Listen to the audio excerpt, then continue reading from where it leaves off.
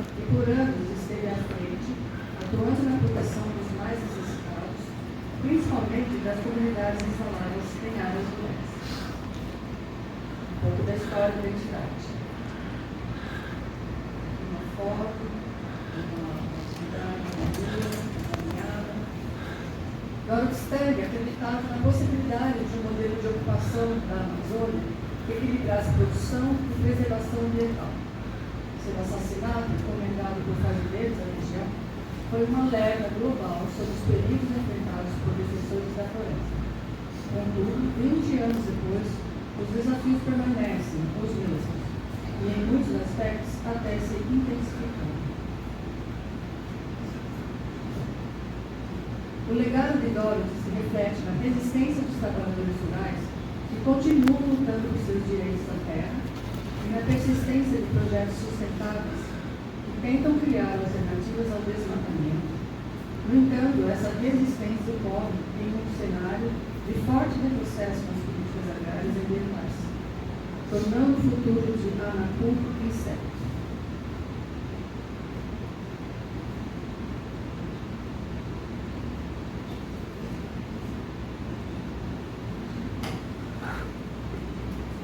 Um pouquinho sobre o nosso palestrante.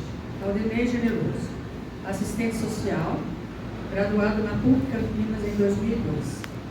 Especialista em serviço social no campo sócio-jurídico pela Universidade Cruzeiro do Sul em 2009. Especialista em atendimento psicossocial às vítimas de violência pela Universidade Federal de São Carlos em 2019. Perito em depoimento especial sob orientação do Dr. Asnar Blefari, em 2020. Mestre em Ciências Humanas e Sociais Aplicadas pela Unicamp, em 2024. Servidor público em Louveira desde 2002, com vasta experiência no SUAS, o Serviço Unificado Universal de Assistência Social, principalmente na proteção social especial.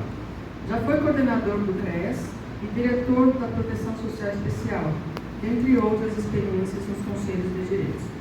Em Valinhos, atua nos movimentos sociais e é membro da entidade Dorothy Steg de Valinhos e atuante no Conselho Municipal de Assistência Social.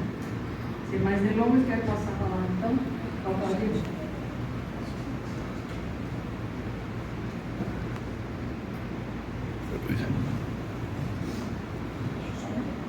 Feliz, Valério, Panuto, Benedita, muito feliz mesmo por esse espaço.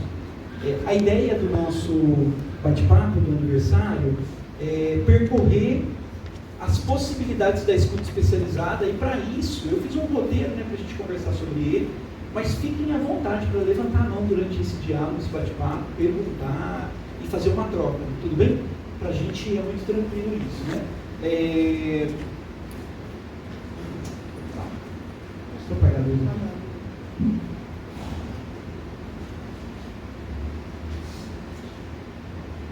Tá bom assim para vocês? Boa.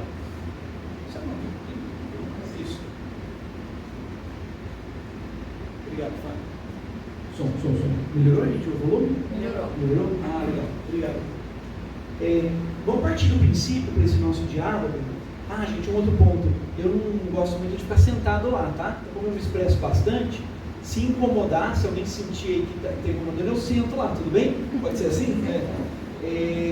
Vamos partir do pressuposto para a gente construir esse diálogo, que a gente está partindo de uma verdade a partir da minha experiência profissional e da construção das minhas experiências profissionais, dos estudos que eu tive, mas não é uma verdade absoluta, mas uma aproximação dessa verdade, tá? Então, Paulo Freire vai dizer para a gente, né, que ninguém ignora tudo, ninguém sabe tudo. Todos nós sabemos alguma coisa. Todos nós ignoramos alguma coisa. Por isso aprendemos sempre, né? Então que a gente possa ser aqui também alguém que ilumine a minha ignorância de algo que eu possa expor ou dizer que tal, vocês não concordam, tudo bem? Que a gente faça aí então pontos de luz para ignorar aquilo que a gente tem necessidade de apreender e aprender. O percurso para a construção desse nosso diálogo, ele passa pela pesquisa de mestrado na Unicamp, onde a gente vai analisar 3 questões essenciais para entender esse novo sistema que a gente vai falar daqui a pouco sobre ele, tá? Então, 3 perguntas para percorrer o nosso diálogo e as nossas narrativas. Compreender como que os municípios da região metropolitana de Campinas, e aí Valinhos participou dessa pesquisa também, né, implementou esse sistema de garantia de direitos da criança e do adolescente. Okay?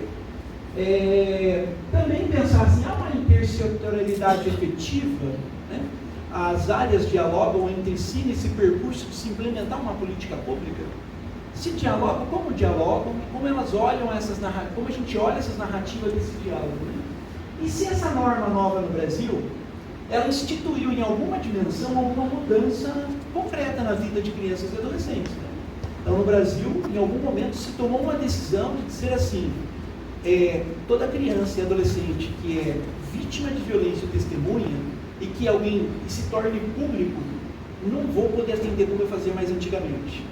Pôr no meu carro, sair correndo com ela, né? Levar para casa, levar lá para a delegacia, pôr lá na porta do conselho tutelar e deixar lá, né? A lógica mudou, né? Quando eu ouço criança e adolescente, não vou poder fazer o mesmo protocolo que a gente está acostumado institucionalmente no Brasil, né? Então, a lei ela vai bem nesse cerne, né, de a gente mudar esse paradigma em relação a esse procedimento. Aí, para esse percurso, 3 dimensões assim, são essenciais. Uma dimensão sócio-histórica, que vai percorrer o nosso diálogo. Também a gente fala um pouquinho dessas prerrogativas legais na intervenção de criança e adolescente. E também a gente vai ser atravessado nesse diálogo sobre esses apontamentos dos caminhos e descaminhos da escuta especializada, né? Aliás, um título construído pela Teresita com muito carinho quando a gente pensou o convite da palestra dela, né, Teresita? Tudo bem, gente? Ok? Quem lembra desse livro? Opa, quem já leu? Ah, bacana. Que legal. No Pé de Laranja Lima. É uma obra de 1968. Eu não tinha reencarnado ainda. Estava em outro plano, eu não sei qual é. Não tenho memória. Mas não estava aqui, né? Geraldo de Vasconcelos escreveu essa obra em 12 dias. Em 12 dias ele escreveu, e nos relatos que a gente tem históricos dizem que ele parte das experiências e das memórias que ele tinha do que ele passou na vida dele, né? Quem lê esse livro vai entender um relato, quase de um relato de um sofrimento, mas de uma escuta especializada, né? Essa história dele, quando ele escreveu o livro, em 1968, no Brasil, o que estava acontecendo, gente, em 68? Ditadura, né? Então, a obra dele conseguiu ser aprovada pelos órgãos. Olha que interessante isso, né? Porque a narrativa da história, a narrativa de quem? A história de uma criança. Passou, né? Mas é um relato, do ponto de vista hoje, maduro como estamos, da relação do Estado na proteção de criança e adolescente, né? Como que o Estado protegia criança e adolescente naquela época, naquele contexto social? Tinha política pública? Tinha programa tinha política pública, né? Não tinha política pública para criança e adolescente? Programa de transferência de renda, enfrentamento das questões estruturais, né? Era um outro contexto, um outro diálogo sobre, inclusive, a interpretação da infância mesmo, né? Eu trouxe o recorte da fala dele, né? Porque, para quem faz escuta especializada, é como se eu estivesse fazendo um relato muito parecido com esse livro, né? Uma criança num processo de escuta especializada, quando ela é vinculada num processo de aproximação, em que ela entende aquela função e eu entendo a minha função naquela relação, ela pode me relatar uma história mais ou menos como essa. E a partir dessa história eu vou criar um protocolo de intervenção, né, que a gente vai chamar na lei de provisão de cuidados, né? De encaminhamentos e provisão de cuidados. Então ele fala para a gente assim, José Mauro, né? Meu rosto quase não podia se mexer, era arremessado. Meus olhos abriam-se para tornar a fechar com o impacto das bofetadas. Eu não sabia se eu devia parar ou se eu tinha que obedecer, né? A gente ouve isso na escuta especializada, né? Eu não sabia o que fazer. Meu pai estava me batendo, né? A criança ela vai narrar essa história para a gente. Mas na minha dor eu tinha resolvido uma coisa: seria a última surra que eu levaria, seria a última mesmo que eu morresse para isso. A criança tomou consciência do processo dela e falou: parou, não quero apanhar mais, né? Tomado de fúria, só então o pai ergueu-se da cadeira de balanço, desabotou um cinto narrativa de característica da violência, né, gente? Olha só, aquele cinto que tinha 2 rodelas de metal, ele está descrevendo para a gente, num processo de escuta, a cena. Ele está contando a cena, ele está falando da materialidade, né, que a gente deseja que se conte uma vez só, para não ouvir 2, 3, 4, 5, 6 vezes, da história do sofrimento dele. E o que o pai usou ali como mecanismo de punição, de controle, de violência. Né? Desabotou o cinto, aquele que tinha 2 rodelas de metal, e começou a me xingar apoplético, de cachorro, de porcaria, de traste, de vagabundo. Cachorro, porcaria, traste, vagabundo é violência, gente? Para uma criança adolescente, é isso? Ponto, né? Mesmo que naquele momento não tinha esse entendimento, é muito claro para a gente isso. Então, ouvir um pai, uma mãe, num processo de intervenção, falar, minha filha não presta mesmo, meu filho não presta, violência psicológica, precisa de orientação aí para a legalidade. Aí continua, os cintos uniam com uma força danada sobre o meu corpo. Parecia que o cinto tinha 1000 dedos que me acertavam em qualquer parte do corpo. Eu fui caindo, me encolhendo no cantinho da parede. Estava certo que ele ia me matar mesmo, mas se encolhendo, se entregou. Ainda pude ouvir a voz de Glória, que entrava para me salvar. Glória, a única russa como eu. Glória, que ninguém tocava nela. Né? Ela segurou a mão de papai e segurou um golpe muito certeiro, porque era uma das surras maiores que ele já tinha tomado na história do livro, que vai se contando. E essa criança, ela se encosta no pé de laranja livre e dialoga ali sobre o sofrimento dela. Né? A história vai percorrer isso. Para quem realiza estudo especializado, acho que a releitura acho que é muito bacana. Então, para quem não conhece esse tema que a gente está conversando hoje, ou está se aproximando dele, o Brasil está pensando num sistema para fazer esse tipo de enfrentamento a essas violências. A esse tipo de enfrentamento no cotidiano, que muitas vezes é tido como banal. Não tem problema bater em criança e adolescente. Né? Não tem problema palavrão, xingar. Né? A gente vai compreender, então, a partir do Zemal, que a infância, do ponto de vista da trajetória e do estudo, ela foi considerada de várias formas, com várias interpretações. E aí eu queria deixar uma indicação de livro, que é a História das Crianças no Brasil, organizado pela Maria Del Priori, que é muito importante para a gente entender como foi constituído a proteção social e a imagem de criança e adolescente que a gente tem hoje. Então, quando a gente fala que hoje tem Estatuto da Criança e do Adolescente, né, é fruto de um processo social de construção de reconhecimento da criança enquanto sujeito de direito. Né? E a Maria Del Priori, nesse livro, eu não trouxe, o objetivo não era o aprofundamento dele, né? Mas ela vai falar para a gente sobre as primeiras crianças que vieram nas embarcações que já sofriam violência. Né? Então, nas embarcações que vinham de Portugal, tinha uma divisão no navio, gente, uma divisão assim, que os filhos de que vinham com os nobres ficavam numa escala, os filhos encaminhados, mas não vinham com os familiares, ficavam num segundo andar para baixo, né? Para baixo. E no último ficavam as crianças abandonadas em Portugal, que não tinha família, que não moravam em situação de abandono, enfim. E essas crianças, elas sofriam violência sexual em todo o percurso, além de todo o trabalho infantil, né, e todo o sofrimento de saúde, como os adultos passavam, elas também passavam. Né? Registrar essa infância é registrar que essas crianças foram construindo a identidade que a gente herda, né, num colonialismo, né, num movimento colonialista, né, e que vai, a Maria Del Priori então vai aprofundar depois, o que aconteceu então com as infâncias, com as crianças indígenas. E logo depois ela vai aprofundar no trabalho dela, com a escravidão, como foi tido, como era a constituição se você nascesse criança negra. Né? Ela vai fazer esse percurso porque hoje, gente, nós herdamos essa construção social dessa imagem de criança e adolescente. Né? Então, quando a gente diz das diferenças, a gente está dizendo do acúmulo no Brasil, né, na América Latina e no Brasil, do que a gente tem de infância. Né? Então, ela vai fazendo essa diferenciação, né, desses pontos, né, para dizer, então, que a gente passou de um período então, de ausência total da infância, uma ausência total, para hoje a gente teria aí, próximo do século XX, né, um olhar mais, então, dizendo a criança é sujeito de direitos. Né? Não dá para banalizar, bateu porque o pai está em sofrimento, tudo bem. Né? A gente entende que os sofrimentos, consequências das questões sociais, agravam a relação com os mais fracos, seja com a pessoa idosa, a pessoa com deficiência e com criança e adolescente. Mas não justifica. E aí a gente precisa pensar nas nossas intervenções. Né? Então eu vou dar um salto. Só um comentário aqui, a questão do trabalho infantil, o trabalho visto como algo legal na criança, ela era vista até a primeira fase da Revolução Industrial. Até a primeira fase da Revolução Industrial era vista como natural as crianças trabalharem assim como os adultos trabalham. Perfeito, isso mesmo.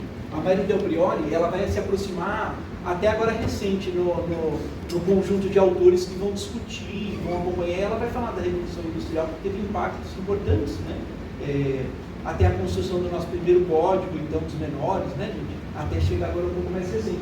Eu dei um salto na história para a gente chegar na Constituição Federal, porque aí na Constituição, todos os movimentos sociais do Brasil falaram assim, pô, criança tem que entrar na Constituição. Os movimentos sociais organizados, né, os meninos e meninas moradores de rua, conseguiram pautar essa criança e garantir 2 artigos lá, né, 226 e 227 na Constituição, né, que se desdobrou depois, olha só, a gente de 88 para 90, em 2 anos, a gente já teve o Estatuto da Criança e Adolescente. Relativamente foi rápido, em 2 anos a gente já teve o Estatuto, né? Aí depois de 90, a gente vai ter um salto na legislação. Aí foram 16 anos para a gente ter a primeira regulação do sistema de garantia de direito no Brasil, que é a Resolução 113 de 2006 do CONANTRA, né? Essa resolução é a resolução que a gente imprime e põe na beira da nossa mesa de atendimento, né? Eu costumo dizer isso, para a gente entender a minha função e a função do outro. É uma lei que diz assim, ó, você não pode tudo, o outro pode com você, né? A gente vai falar sobre ela. Aí depois de 2006, eu estou fazendo um recorte da lei Menino Bernardo, que ela vai alterar o Estatuto da Criança e Adolescente. Lembra do Menino Bernardo, gente? Comoveu o país, né? E aí a gente vai perceber que a partir do Menino Bernardo para cá, as alterações do Estatuto, elas só acontecem ou aconteceram por tragédias. Então a gente está perdendo enquanto sociedade, enquanto isso, né? A gente sabe no trabalho da ponta o que é necessário alterar. Não precisa esperar uma criança passar pela morte, pelo sofrimento, para, né? E aí a gente teve depois a lei da estudo especializada, né? Então de 2006 para 2017, são 11 anos, né? Então, da primeira regulação do sistema para ele sair de uma resolução e ele se tornar lei, 11 anos depois. E agora se tornou lei, mas uma lei específica para a criança que sofre violência. Tá? Então a gente tem um sistema protetivo, um sistema de garantia de direitos específico para a criança que sofre violência. É muito importante a gente afunilar e dar esse destaque, porque senão a gente desqualifica toda a construção que se tem, né, para pensar a defesa do direito da criança que sofre violência. Tá? Isso é muito importante. Aí a gente tem o decreto em 2018 e a gente teve a lei Henri Borel agora mais recente. Henri Borel foi para julgamento agora recente, né, o caso. Está nas mídias sociais, ainda o pai buscando a defesa da memória do filho e a responsabilização dos absurdos que aconteceram com o Henri Borel, né? E do Henri Borel houve uma lei, que é a 14344 de 2022, que ela é muito importante para o nosso trabalho, tá? E a gente vai entender por quê, né? Então, muito rapidamente, no Estatuto da Criança e Adolescente, no artigo 70, foi incluído o 70A pela Lei Menino Bernardo para dizer, gente, que a gente tem que trabalhar de forma articulada na elaboração de política pública. Particularmente, não é uma vergonha isso? Eu acho muito. Você já está na Constituição. A Constituição tem um princípio da intersetorialidade, né? Um princípio constitucional. Quando eu construo política pública, já é um preceito constitucional trabalhar coletivamente com as outras secretarias. Então a gente vai achando, de novo, dizendo assim, ó, você tem que trabalhar em conjunto, viu?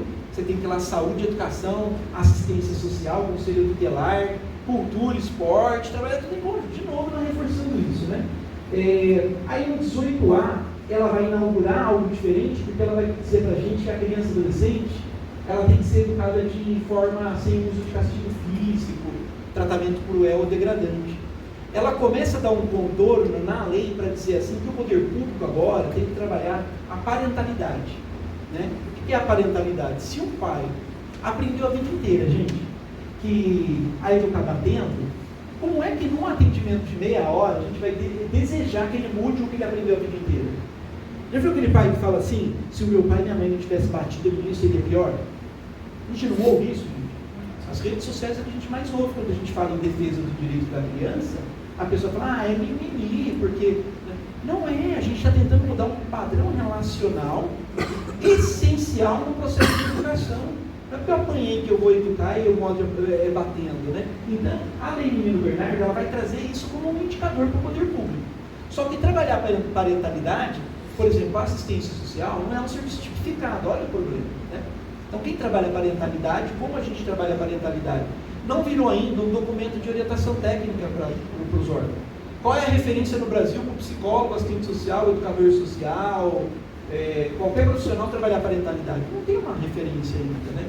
Tem as das nossas disciplinas de formação, né? Aí dando um pulo para a Lei Henrique Borel, olha que interessante.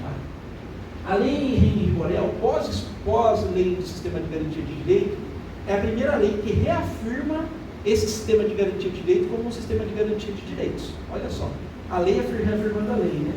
Ela vai trazer no seu primeiro artigo, ela reconhece esse sistema como um sistema protetivo. Ela está dizendo que essa lei não é só escuta especializada, é uma lei que é uma política pública que precisa pensar em serviços para atender o que ela está preconizando lá, né? A lei ela tem um erro de conceitual, eu vou destacar que é importante depois na leitura. A lei fala assim no seu artigo 8º, que o sistema de garantia de direito da criança e adolescente, juntamente com o sistema de justiça, de saúde, de segurança pública, da assistência social, os conselhos tutelares, comunidade escolar, poderão, na esfera de sua competência, adotar ações articuladas, efetivas direcionadas à identificação da agressão, agilidade no atendimento da criança e adolescente, vítima de violência doméstica, familiar e a responsabilização do agressor. Então, um erro de conceito. A lei está dizendo que o sistema de garantia de direito vai articular com esse sistema. Mas nós já somos sistema. É um erro, um equívoco. Se eu já sou sistema de garantia de direito, enquanto assistência social, por exemplo, como é que eu vou articular? Então, quem são as pessoas na assistência social que são o sistema de garantia de direito, né? São outros profissionais contratados que vão trabalhar essa questão? É um erro conceitual, mas importante. Porque se a lei não entender isso, ela não vai gerar investimento público, financiamento para esse sistema. Ela não está pensando que o trabalhador que está lá na educação, ele tem a demanda da educação e agora ele está tendo uma demanda a mais. Uma demanda específica. Que o trabalhador da saúde e da assistência social está tendo uma demanda a mais, né? Então, é um erro conceitual, mas que a gente precisa estar atento, porque ele está dizendo sobre investimento público, financiamento, criação de caderno de protocolo, de orientação técnica, né? E por aí vai, né? Então, quem é o sistema de garantia de direitos, se não esse próprio sistema, né? Aqui, eu trouxe a resolução do CONANDA, só para vocês entenderem, olha só, quem não conhece ainda, vou mandar mais uma luz para ficar bom ali. Já sendo, tá? Melhorou um pouquinho mais, porque acho que a escrita é grande, tá? Para quem não conhece, o sistema de garantia de direito na resolução nos dividiu em 3 eixos. Tá? Essa concepção é do Vanderlei Nogueira, que é um jurista, já desencarnou há algum tempo, já faleceu há algum tempo, e ele, em algum momento, em 1992, dialogando em Recife, dialogando com os pares da rede, ele percebeu que para ser um sistema tinha que ser um sistema orgânico, né? E aí ele falou, gente, para ser orgânica a minha relação entre saúde, assistência social e educação, né, para a nossa relação dar certo tem que ser um sistema. E para ser um sistema tem que ser um sistema orgânico, porque o meu papel como assistente social na ponta não é o mesmo do delegado, não é o mesmo do policial, não é o mesmo do conselheiro tutelar, né?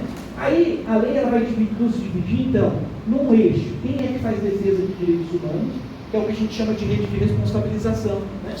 A gente vai ter um eixo que pega a maior parte dos trabalhadores, que é a rede de atendimento, né? CRAS, CREA, serviço de convivência, escola, serviço de saúde. Nós nos encontramos aqui, nessa ação quando vai atender uma criança ou um adolescente. E o terceiro eixo seria o controle social, que são os conselhos iniciais, né? E conselhos setoriais. Essa divisão de 3 eixos diz para mim assim, que quando chega para mim lá na ponta uma criança que sofre violência, eu não vou poder fazer a função da polícia, então eu não posso dizer que é crime. Eu não vou ficar nesse lugar julgando se o possível abusador é a mãe ou o pai, o suspeito sobre isso. Não é minha função. E eu não vou dizer isso no processo de escuta para a criança. Para a criança, gente, é o pai dela, não é? É a mãe dela, não é? É onde ela criou referência e afeto. Como é que eu vou dizer que esse cara é um monstro? Aquelas narrativas que a gente pode ouvir no cotidiano, né? Então, a gente tem que segurar o nosso estômago, quem tem dificuldade com o entendimento da violência, entender esse fenômeno da violência, do ponto de vista aí, né, científico, entender as relações sociais, para não desproteger criança e adolescente. Uma narrativa assim desprotege muito mais. Então, esses 3 eixos, eles trabalham de forma, gente, olha, uma interdependência entre políticas. Não funciona o sistema de garantia de direitos se esses 3 sistemas não funcionarem. E se esses 3 sistemas, na minha perspectiva, é uma crítica minha pelo estudo lá na Unicamp, depois disso, se isso em algum momento não virar uma secretaria, uma coordenação específica, né? É muito complexo para um trabalhador que representa num comitê gestor, ele representar a complexidade de cada área, de cada política pública, com poder de decisão, com poder de tomada de governança nessas áreas. Isso é muito complexo no dia a dia. Então, vamos pensar o fluxo da criança e adolescente. A partir de agora a educação vai funcionar assim, saúde assim. Gente, isso precisa de um zelo no percurso. Como a gente tem nas nossas áreas, não tem? Não tem uma estrutura organizacional em cada pasta? Qual é a estrutura organizacional do sistema de garantia de direitos? A gente não consegue ver. Quando a gente busca financiamento para alguma capacitação, não é um sufoco? Qual área que vai pagar esse curso de estudo especializado? Nas cidades a gente ouve isso, né? As cidades que eu tenho percorrido quem é que vai pagar? A assistência social não quis pagar o curso, então não teve curso de assistência, não teve curso de estudo. Isso é um desafio. Por que é um desafio, né? Então não é um desafio de responsabilização do gestor, não é nesse lugar, mas de entender que se não tiver uma estrutura organizacional, ele também não dá conta de responder essa questão. Porque ele não tem mecanismos legais para fazer esse disparo, né? Então, esse sistema aqui hoje para atender criança e adolescente, ele tem que entender o seu papel. Algumas cidades ainda no Brasil, o último levantamento da estudo especializado, diz que tem cidade ainda que o Conselho Tutelar que faz estudo especializado. É função dele nesse caminho? Entendendo como um sistema protetivo que exige capacitação, depois a gente pode falar sobre isso, se alguém se interessar sobre essa questão, né? Precisa de capacitação ou não precisa? Importantíssimo, né? Mas é uma especificidade muito grande.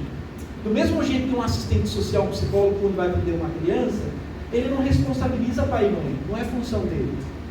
Ele vai trabalhar na construção de vínculo para a ressignificação de uma relação, gente, de um discurso, de uma narrativa, de um modo de funcionar, né? Como é que eu vou falar para a mãe assim? Fazer uma função de aplicar a medida. Se a senhora não vier no atendimento, a senhora vai eu vou te responsabilizar a senhora. A senhora vai... Não pode perder o atendimento. Eu não votaria no atendimento assim. Alguém votaria? Não, porque misturou as competências, atribuições, né? Não pode, né? Isso a gente vê muitas vezes no Ministério Público, quando a gente encaminha uma família para atendimento, esperando que a promotoria vai ser assertiva na orientação. O que é assertividade na orientação? Cumprir a função da lei. A lei diz que um pai ou uma mãe não pode agredir uma criança. O assistente social não vai ter a mesma fala da promotora. A promotora vai exigir, do ponto dela, da função dela, que isso não ocorra e vai responsabilizar o pai e a mãe. Quando vai para a promotoria, já deixa essa realidade sendo reproduzida. E o promotor fala, tadinho da mãe, coitado do pai. Não é essa a função. Ou, esse pai é vagabundo, essa mãe é essa mãe. Esse linguajar, gente, não pode. Em rede a gente faz esse tipo de enfrentamento. Eu desqualifico a família e não faço a minha função.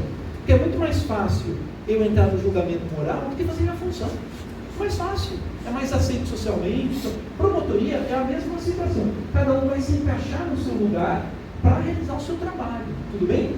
Então, esse slide, para mim, é de cabeceira. Toda hora a gente tem que olhar a nossa função para ver se a gente não está extrapolando o nosso papel. Tá? Quem já assistiu o filme da Preciosa? Já assistiu o filme da Preciosa? Já assistiu o filme da Preciosa?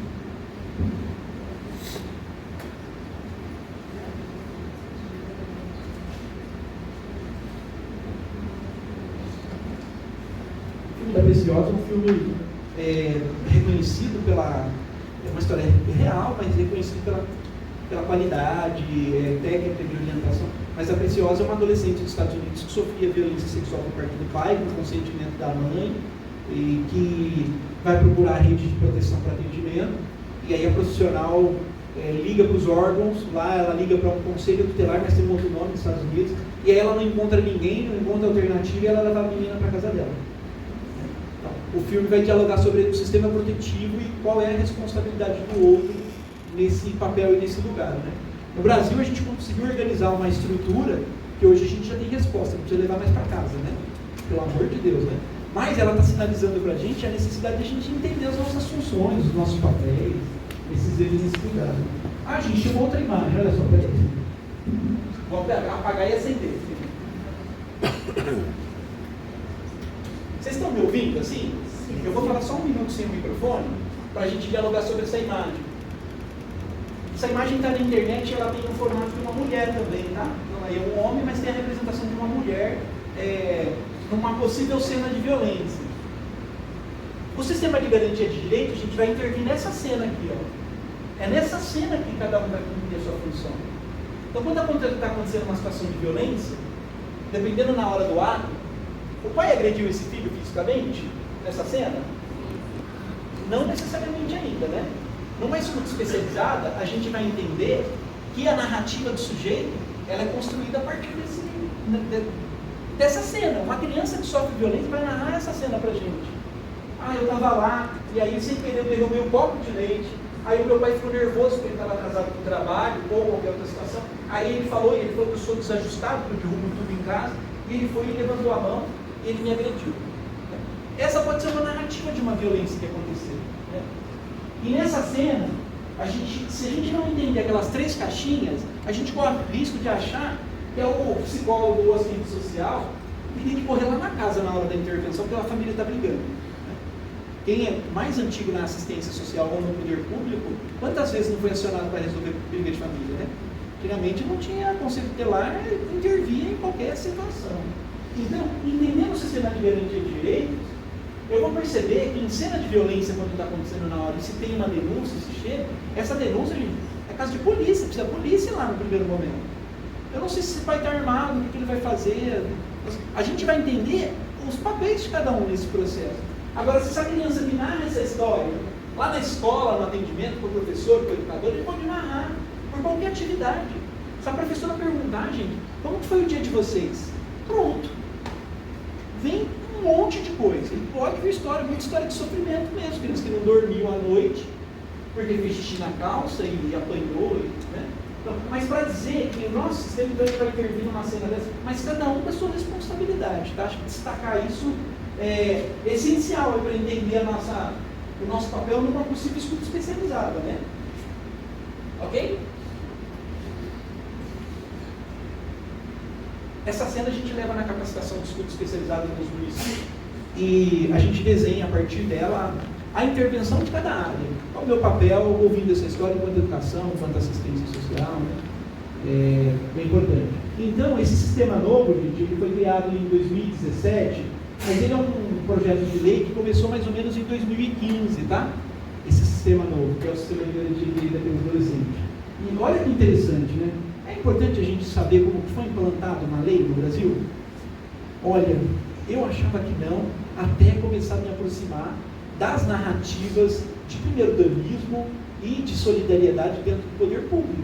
Quando a gente vai entender por que uma política pública dá certo ou não dá certo, e aí a gente vai ver a constituição dela, por que não tem financiamento depois, constituição de equipe, né?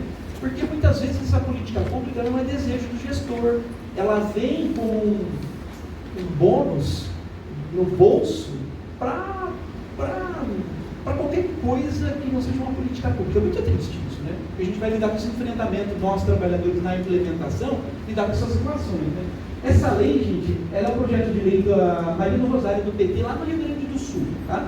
É de 2017, ela propôs essa lei, foi coassinada por mais de 10 parlamentares, né? A implantação da legislação, ela vai ter como pano de fundo, gente, olha só, os acordos bilaterais entre o Brasil, na época do governo Temer era o governo na época, junto com a Suécia, né? Então eram acordos bilaterais do Brasil com a Suécia, e com o Rei Carlos XVI, Gustavo, né? Firmados na Conferência Nacional da Indústria, onde o Temer circulava ali, né? Ele firmou esse acordo nesse momento. A relação era comercial, e aí entrou a escuta especializada por, tipo assim, ó, eu libero essa obra, empurra lá essa política pública justa.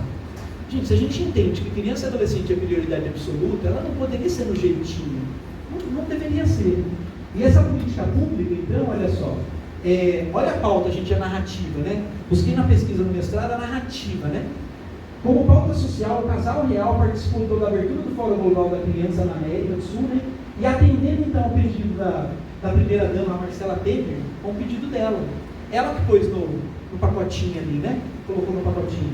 E aos interesses da Rainha Silvia, a Rainha Silvia ela ficou fundadora da Saúde no Brasil, né? Temer assinou o projeto de autoria da deputada Maria do Rosário lá no Senado Federal. Ele assinou, aprovou, né?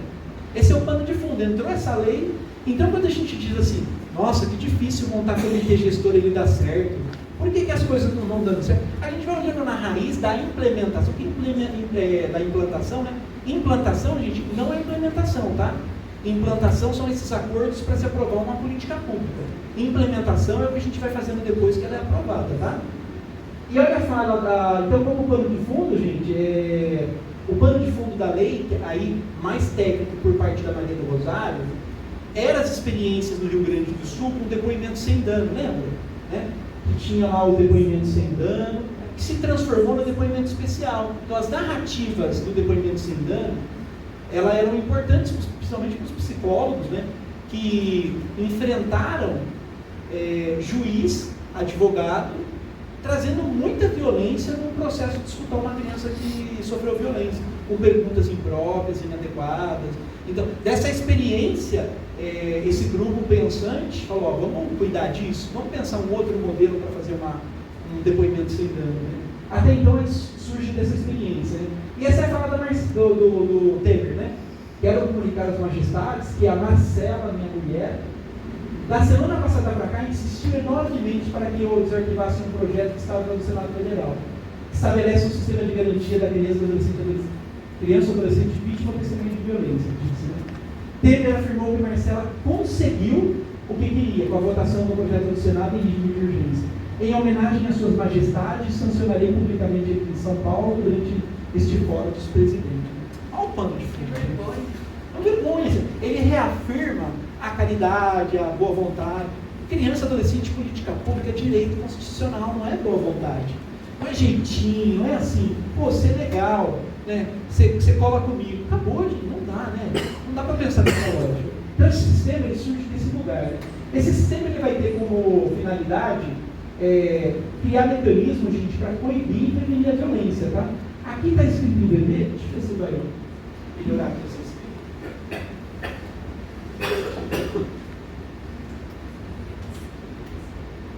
Acho que dá para aparecer um pouquinho aqui, né?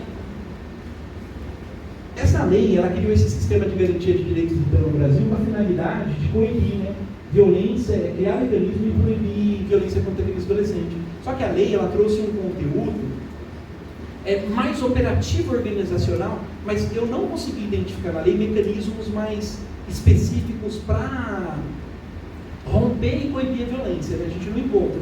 Quando a gente vai ler a lei em rigorel, aí, gente, a gente consegue entender o que são esses mecanismos. Porque na lei em rigorel, ela traz bem mais claro esses mecanismos de controle para o município, para o comitê gestor, trabalhar essa questão de coibir, né? Então, quando ela diz assim, ela cria mecanismo, quais mecanismos? Ela não diz, ela diz comitê gestor, ela diz que tem que ter ficha identificada na cidade, ela vai fazer umas sugestões, né?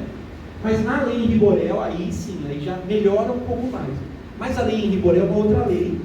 Aí não é uma política pública que diz assim, no Brasil tem que ter um Ministério da Criança e Adolescente, ou toda cidade vai ter que ter uma coordenadoria da infância que vai agregar profissionais só para o sistema de garantia de direito da criança e adolescente. Não tem. Então, quando não tiver, a gente vai lidar com um sistema social complexo, muito complexo, fragmentado, num sistema social complexo. Então, eu entendo que esse sistema é um subsistema nos outros sistemas. Ele está ali, eu tenho que dar conta dele, porque eu tenho que dar conta da minha outra função no trabalho. Né?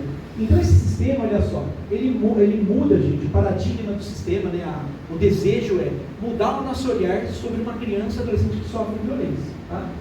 Então, entender que o sofrimento infantil não é um método educativo, né? É violação de direitos. Né?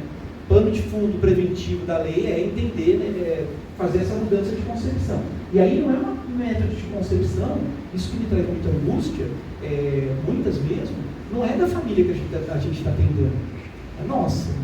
Porque o profissional que não estiver preparado e não entender isso, ele vai continuar reproduzindo as práticas que ele achar, né? Ele acha que pode, ele não pode pela lei, né? Então, a mudança de paradigma, que toda criança tem que ter um atendimento diferenciado, né? Ela precisa estar na lei, não é uma escolha. E aí a lei vai dizer para a gente no decreto aquelas funções que a gente já sabe, né? Que não é assunto especializado, mas que tem que mapear o território, o município tem que saber o seu indicador.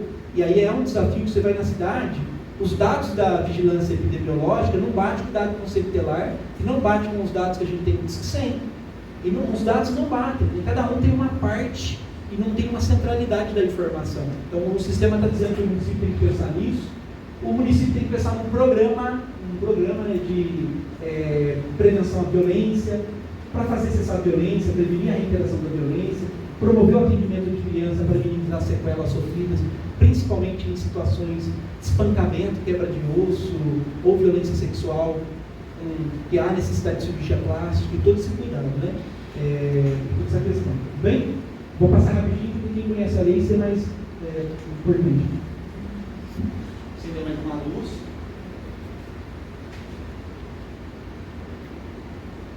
Vocês conhecem a Abigail Torres? Biga, conhecida, né? A Abigail Torres teve uma entrevista que ela fez para o Itaú em 2020, que ela foi questionada sobre a importância do trabalho de rede, e ela disse assim, ó, você pode pôr no papel como eu funciono, você funciona, mas né, isso não é indicador que vai dar certo. Ela disse pra gente assim, ó, que a tendência é a gente pensar, né, que se cada um fizer a sua parte, no fim dá tudo certo, mas na verdade, gente, ó, tudo se interliga e fica difícil dar certo sem uma conversa, um alinhamento com o outro. A gente não faz reunião para discussão de caso para poder matar tempo, passar tempo, né? Sempre é um alinhamento diante de um sistema frágil e fragmentado. Então, dar conta constantemente desse diálogo é muito pesado. E aí o Humberto Falcão, a tese de doutorado desse pesquisador, ele vai falar sobre essa fragmentação da política pública, mais um indicador para a gente entender e falar assim, pô, o Claudinei não está falando de um julgamento de senso comum, não é. Né? Então a gente já tem pesquisa dizendo, né, que a fragmentação, gente, ela é definida então, com perda da coerência, consistência, coordenação das políticas públicas do mesmo subsistema, tem diversos subsistemas, e é um resultado indesejado associado a elementos estruturais do processo de formulação. Está dizendo para a gente assim, ó, e a gente sabe disso, basta mudar um coordenador de um lugar para muito trabalho ser desfeito. Não é assim no cotidiano? Não deveria. Basta mudar a gestão pública, muda tudo. Né? Não deveria ser assim. Os trabalhos de ponta, como esse que é um sistema, você pode mudar a pessoa, mas a função não. Quando a gente vai numa unidade básica de saúde e o coordenador não está lá no dia, a unidade de saúde funciona? Funciona. A população nem precisa saber que é coordenador. Cada um sabe a sua função. Num sistema de garantia de direito ou numa mudança de gestão, deveria ser a mesma coisa, cada um saber a sua função. Não zerar processo de trabalho. Mas por que o sistema de garantia de direito ele zera?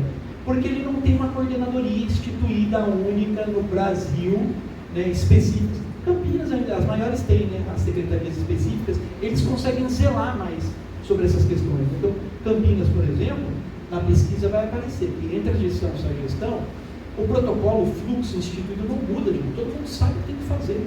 Mas nas cidades de médio porte e pequeno porte, muda o trabalhador, acaba o trabalho. Como se a institucionalidade fosse a pessoa, não pode. Ela é representação institucional, né? Não deveria ser assim, né? Então, é importante destacar que essa lei ela vai tipificar, gente, trazer conceito sobre o que é violência física, psicológica. Ela tem um conceito. Eu não vou entrar em leitura dessas tipificações, que acho que não cabe, tá? Mas eu vou trazer um destaque importante, que é a violência institucional, né? Pelo decreto, entre o decreto e a lei, houve uma alteração de conceito. Porque é a primeira vez que uma legislação vai dizer que a nossa prática pode incorrer em crime, em agressão, em violência. Né? Aliás, vocês viram a notícia de amparo essa semana, do Conselho Tutelar, né? Em outubro do ano passado, houve uma denúncia de violência sexual de uma criança no município e o Conselho Tutelar não levou adiante. Houve uma outra denúncia para o Ministério Público, o Ministério Público da cidade entrou com uma ação, destituiu 2 conselheiros tutelares e um terceiro teve uma advertência de 5 dias, porque o correto, entendendo que o Conselho Tutelar é um colegiado gestor, olha um erro da promotoria, né? Era suspender quem? O síndico. Porque todos assinam, os síndicos são conselheiros, está na regra lá. O conselheiro, ele representa coletivamente.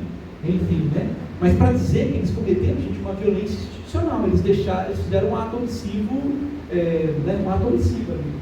A lei, ela diz para a gente assim, ó, que violência institucional é entendida como praticada por instituição pública ou conveniada, inclusive onde gerar revitimização. Ficou muito fraquinho. Aí, no decreto, deram uma melhorada. Eu achei que ficou mais claro. Assim, né? O decreto vai dizer para a gente que violência institucional é aquela praticada por agente público no desempenho de função pública, não pode ser efetivo, comissionado, terceirizado, pode ser qualquer, né? Em instituição de qualquer natureza, não pode ser hóspede, pode ser qualquer instituição, por meio de atos comissivos ou omissivos que prejudiquem o andamento, o atendimento de criança, adolescente, vítima ou testemunha de violência. Então, olha só, chega uma escuta especializada para mim, aí a criança conta assim, isso já aconteceu, não sei se eu estou falando. Você fica à vontade, é direito seu, você não precisa falar. É porque eu já contei isso. Você já contou? Já contei lá na escola, eu já contei lá para o psicólogo da aspecto de saúde, e ninguém tomou nenhuma atitude. Não apareceu. A criança está dizendo que ela sofreu uma violência institucional. Alguém ouviu ela que não seguiu a ritualidade, não seguiu o trâmite. É uma violência institucional. A gente tem que olhar essas questões de achar que alguém me conta uma violência e eu vou falar assim, alguém vai dar conta disso uma hora, porque a criança não está preparada. A criança pode revelar em algum momento, aí eu vou falar o quê? Ela está dizendo que ela contou para um adulto, que ela confiou contar uma história e que não foi levada adiante. Né? Então, olha só, atos comissivos e omissivos. Né? Atos comissivos são aqueles em que o agente pratica uma ação que é proibida pela lei. Praticou uma ação que é proibida pela lei. Tá? E os atos omissivos, gente, são aqueles em que o agente deixa de fazer algo que a lei determina que seja feito. Tem um fluxo na cidade para escuta especializada, para encaminhamento, e aí eu não sigo ele. Eu posso não seguir? Sabe aquele profissional antigo que resolvia do jeito dele? Não pode mais. Ele tem que seguir a ritualidade. Mas ele não se adaptou, que usa computador. Gente, não dá. Não pode. Ele precisa de tipo de suporte para ele acessar e ele tem está dizendo isso na lei, ele pode responder por isso. Né? E os atos omissivos, gente, ele pode ser dividido em dois ainda. O omissivo próprio e próprio. Omissivo próprio, a omissão já está prevista no tipo penal, né? Como eu deixar de prestar assistência em quem está em perigo. Né? Sei que alguém, estou vendo uma mulher apanhando na minha frente, e aí, não é problema meu, eu passo. Se eu sou agente público na minha função pública, eu tenho uma função pública. Se eu vejo uma criança apanhando na escola, na frente da mãe batendo, eu tenho uma função pública. E o ato omissivo impróprio, a omissão decorre de um dever legal de agir para evitar um resultado, né? Como um guarda que deixa de impedir um crime, né? Deixa de impedir um crime. No decreto, gente, a gente falou de revitimização, né? Que ouve falar muito, revitimização. O que é isso, né? Então, é um discurso, tá? Não é só prática, é discurso.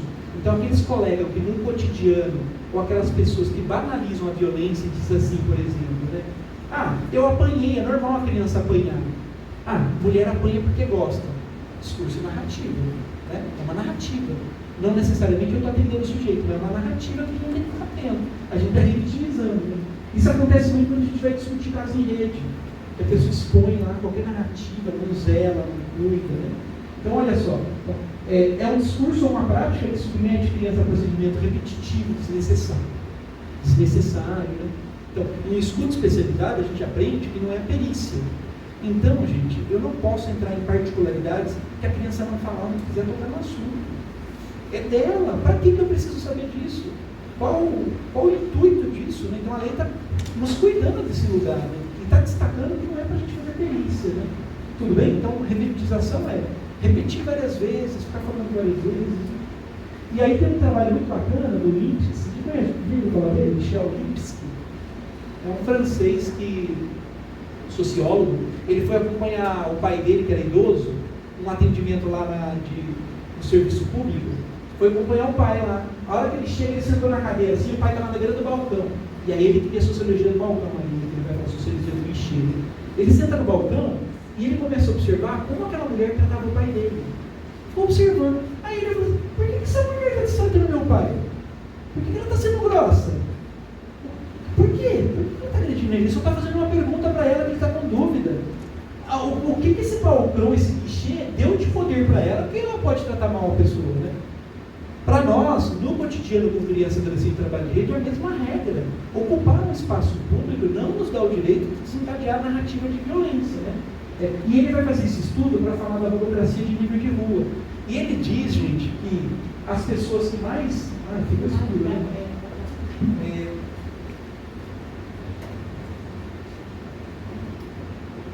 Assim, vou apagar. Não vai dar para...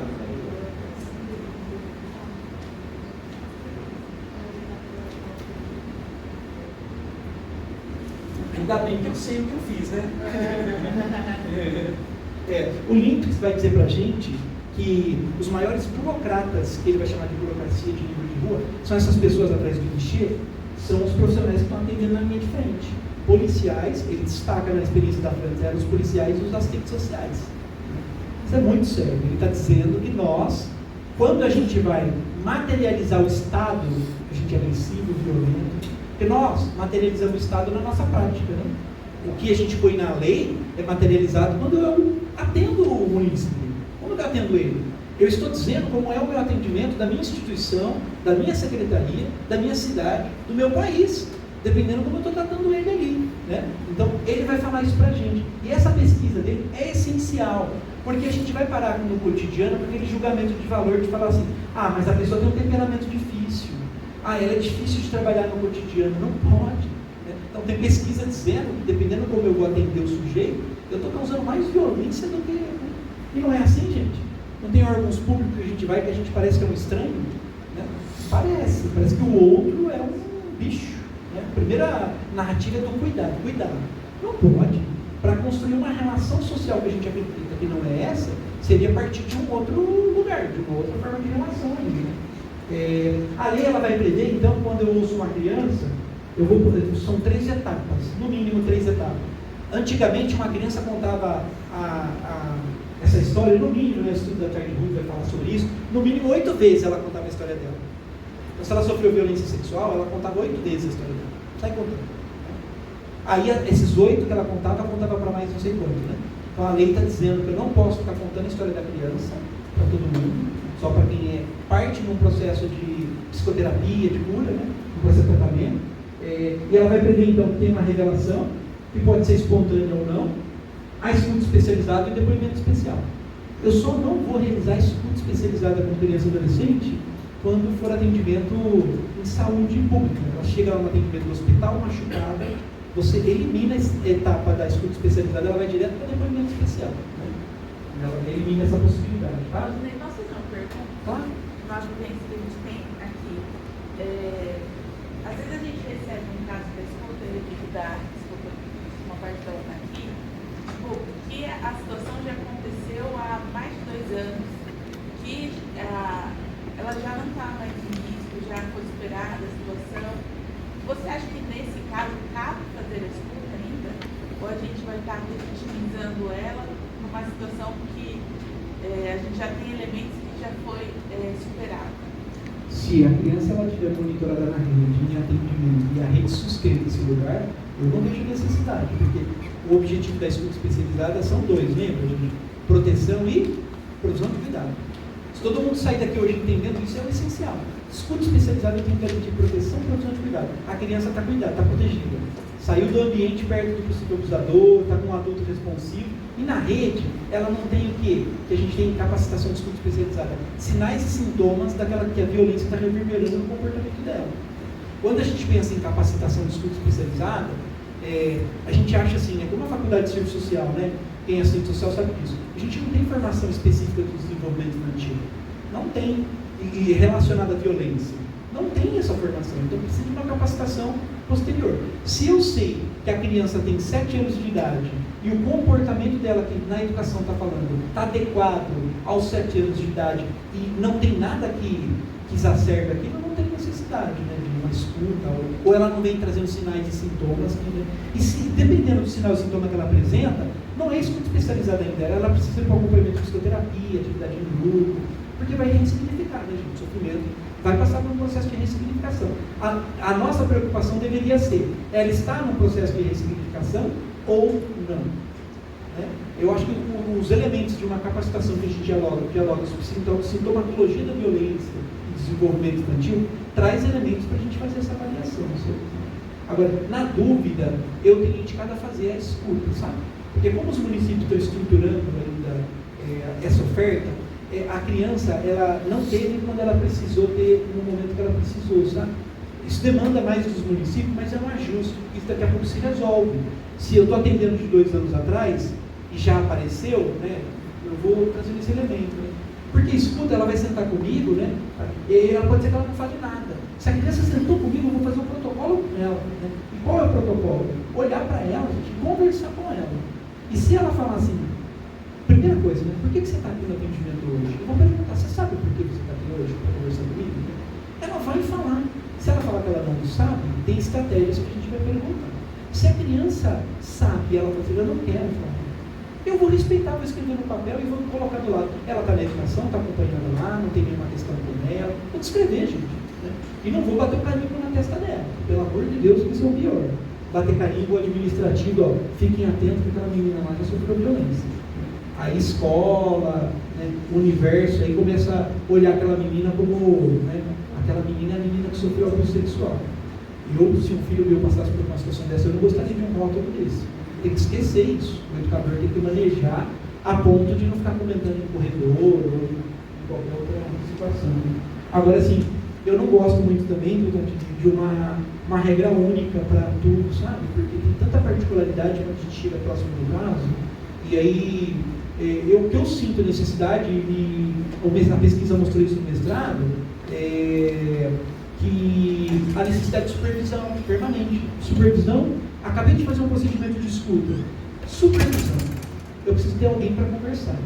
Fiz essa escuta, foi impactante para mim, porque a criança falou que o pai, durante a noite, quando ela estava dormindo, manipulou ela.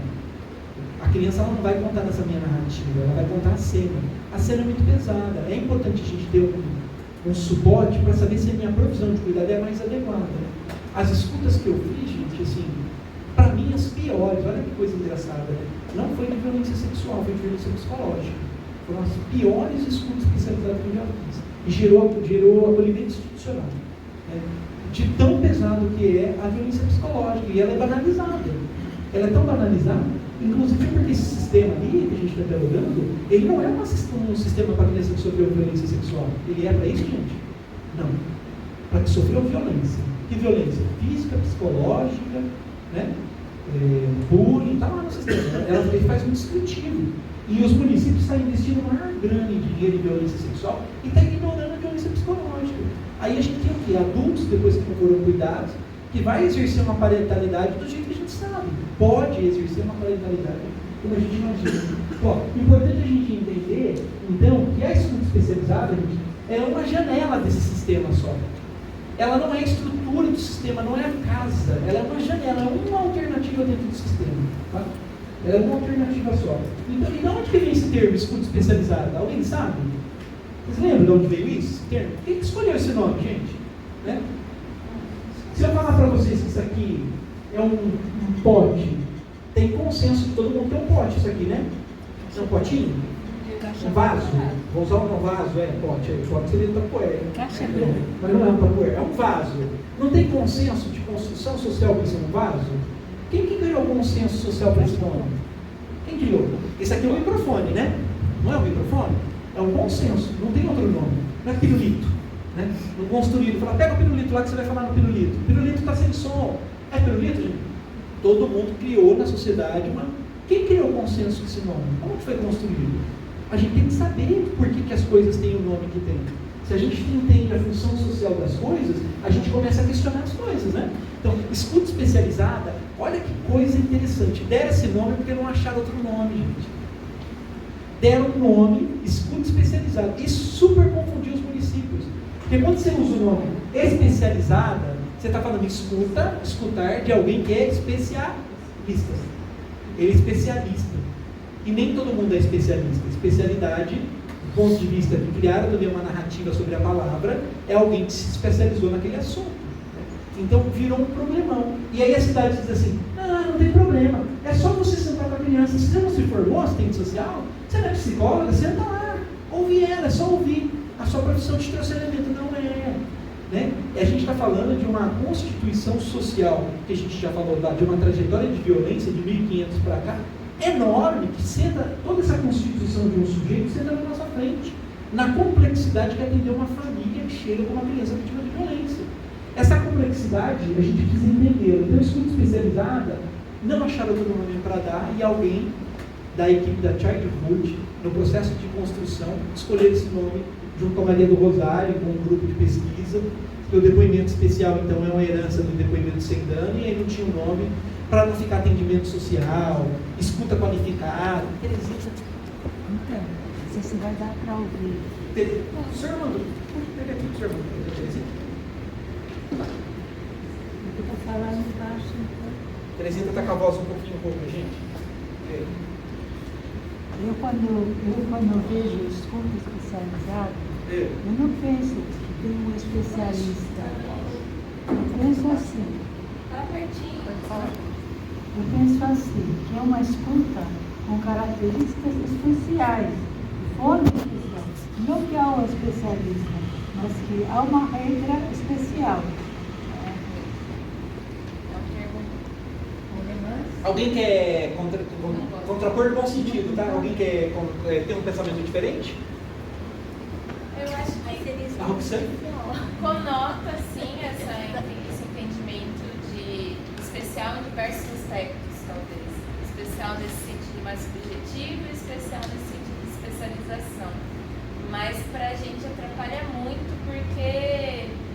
Até porque é um procedimento mais do que apenas ir e escutar alguém, né? É um procedimento de escutar todo o sistema que estava ali, atuando ou não com essa vítima. Então, assim, eu não conhecia o depoimento sem dano, me parece com muito mais sentido do que também depoimento especial, né? Acho que, para mim, é um termo que precisa ser revisto e até trazer essa pergunta. Que a Aline, que nos orientou na construção do plano aqui tudo, a Aline Riva, ela falou que estão discutindo em nível nacional a troca desse termo. Não sei se você tem alguma informação sobre. Eu sinto o desejo dos trabalhadores que usam isso, essa confusão tem com a gestão pública, mas não vi num comitê específico de direitos humanos. Porque essa política, gente, ela está construída e ela está debaixo do guarda-chuva do Ministério de Direitos Humanos, de Cidadania e Direitos Humanos. Tudo que a gente busca na internet não está dentro do SUS, educação, as cartilhas de orientação a gente encontra lá, né? É assim, é o meu desejo, né? Então a gente olha a perspectiva de médio e longo prazo. Adoraria que ficasse escuta especializada se a gente transformasse esse sistema numa política pública consubstanciada, com equipe específica, capacitação específica, olhar o sistema de um outro lugar, pensar programa anual da educação. Ela prevê que a educação, gente, tem que trabalhar essa questão da prevenção à violência, não é só naquela semana de 18 de maio. É um programa anual da educação para dialogar sobre violência. Ela tem umas especificidades, só que fica solto, assim, muito solto isso, né? Então, se for numa perspectiva de que no futuro a gente vai ter no Brasil uma política pública estruturada, eu adoro isso, né? Seria melhor. Professor, não, Claudinei. É professor. Obrigado. A gente vai ter um tempo depois aberto para a gente fazer perguntas. Beleza. Pode, se quiser comentar, a gente ganha tempo. Tá. A gente tem aí tem 20 Aqui tem perguntas que às vezes não se conectam, então aí eu estou tentando para deixar em outro momento. Tudo bem. Mas eu gostaria de retomar na questão, quando casos que a violência já ocorreu há muito tempo, aconteceu um caso de uma escola, né? Eu sou psicólogo escolar, também faço parte, né, do polo da educação, realizando estudo especializado, né? Foi um caso de um adolescente de 14 anos, do nono ano, e ele relatou ter sofrido abuso sexual na infância, quando ele tinha ali 9 anos, né? Mas foi em outra cidade, estava fora de risco dentro, né, da pessoa, do agressor. E quando vem casos assim, resgatando essa questão da tarde, para mim ainda fica um pouco nebuloso. Eu não fiz faz a escuta. Assim, a não ser que a gente tenta entender se existe risco. Se tem risco, aí sim, mas fora isso a gente não.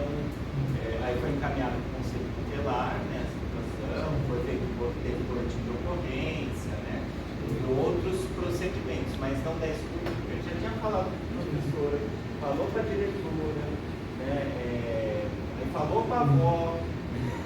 É porque, na verdade, assim, você está me dizendo que. Ó, ele contou por quê, gente? Por que ele contou essa história, esse adolescente? O que ele precisava? De uma reparação. Aí foi encaminhado também para o CAPS. Ele deseja, como qualquer um, gente, quando toma consciência da violência, deseja um processo de reparação. Então, passar por um processo de reparação ele tem um atendimento, está encaminhado. Ele teve isso. Isso é escuta especializada. Porque escuta especializada, ela é provisão de cuidado, ela é proteção e provisão de cuidado. Está na lei. A gente só tem que fazer isso no escuta. Proteção, saber se quando eu terminei o atendimento, se ela está segura eu voltar para casa. Os casos que eu fiz de escuta especializada de violência psicológica, eu sempre termino perguntando: você se sente seguro de voltar para sua casa? Gente, o adolescente falou: eu não me sinto seguro. Ele falou. Aí eu começo a trabalhar, então, onde você se sente seguro? Ah, na casa da minha tia também não, porque o Conselho Tutelar já me mandou para a casa da minha tia, só que a minha mãe foi lá e me buscou. Me buscou mesmo. E aí ele voltou para o lugar agressivo. E aonde que você se sente seguro? Ah, na casa de uma madrinha minha em São Paulo. Foi para da madrinha. Terminou a escuta, acionando o Conselho Tutelar, o Ministério Público, ele não pode voltar para essa casa. Assim, um comportamento de ação, nesse caso, produção de cuidado. Ele está seguro agora, ele precisa de uma reparação. Ele foi, a lei diz, ele não tem que passar por uma reparação. Gente, quem diz que esse abusador, esse possível abusador, suspeito, não pode estar abusando das crianças e adolescentes? Então ele está dizendo assim, né? Ah, mas mora em outro estado. Não tem problema, né? Carta precatória, sai daqui, Ministério Público, eles enviam para outra comarca, vai para lá, vão investigar, vai ser chamado, vai ser preso, vai ser responsável. Demora, infelizmente o judiciário demora, mas vai. Teve essa provisão. Né? Sim. Isso é escuta. Tá. Você vai escrever isso no seu relatório. Então, mas eu não fiz um relatório sobre isso. É isso que eu ia também comentar. Já foi muito tempo isso? Foi ano passado. O que foi realizado foi orientação. Faz um retroativo. Conselho Tutelar. Vocês encaminharam para o conselho? Faz um registro retroativo para o conselho. Conselho, diante de tal episódio, o que a gente fez. O próprio conselho pediu. O relato está no processo, tanto que ele foi encaminhado. Já foi.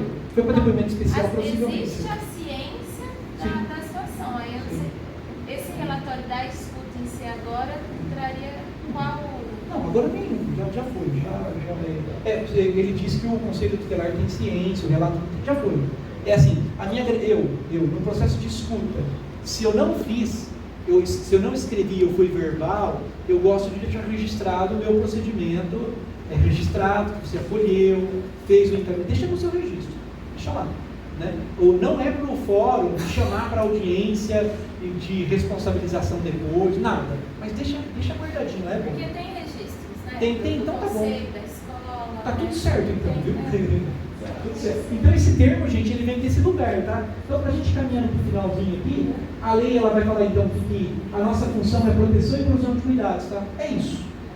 Eu vou atender uma criança, eu não tenho que saber se é verdade, mentira. Não é isso. Eu vou pensar em proteção e eu vou pensar em provisão de cuidados, tá? A lei vai trazer esse lugar para a gente. Aqui, eu trouxe algumas observações da pesquisa. Não sei se vai ficar.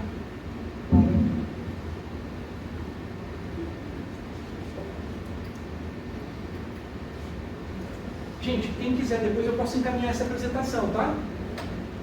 A gente pode encaminhar enquanto entidade depois, né? Aqui, gente, é o universo da pesquisa, né? Então, a pesquisa de mestrado ela foi concluída em 2024 e até agora ela já teve 306 acessos e alguns países têm baixado a pesquisa como ponte, né? Principalmente Estados Unidos, ficou pequenininha ali, né? Alguns países europeus baixando a pesquisa. É interessantíssimo, importante isso, né? Então, a gente tem que explorar o que a academia tem construído em relação ao que a gente lida no cotidiano. Então, pode pessoas... mandar o link para nós também? Posso sim. Então, a gente tem construído assim, muito trabalho importante que incide na política pública para fazer gestão, para cuidar de crianças e adolescentes de um lugar, né? Então, já teve 306 acessos, E o nosso universo de pesquisa foi a região metropolitana de Campinas, e a gente fez a pesquisa em 2 etapas, com suporte da DRADES, né, a Diretoria Regional da Assistência Social, aprovada no Comitê de Ética, e só um município que não respondeu foi o município de Olambra. A gente não conseguiu contato na época, mas todos os outros municípios se dispuseram a participar da pesquisa. Então, do ponto de vista de relevância, a dissertação de mestrado ela teve um destaque na faculdade, né, com inclusive consideração por parte do vereador Marcelo na cidade, uma moção de apoio, né, em reconhecimento dessa pesquisa no município. Né. Sou morador de Valinhos e um pesquisador aqui da cidade também. Né. Então, na região metropolitana de Campinas, eu consegui olhar como é que está esse sistema em todas as cidades.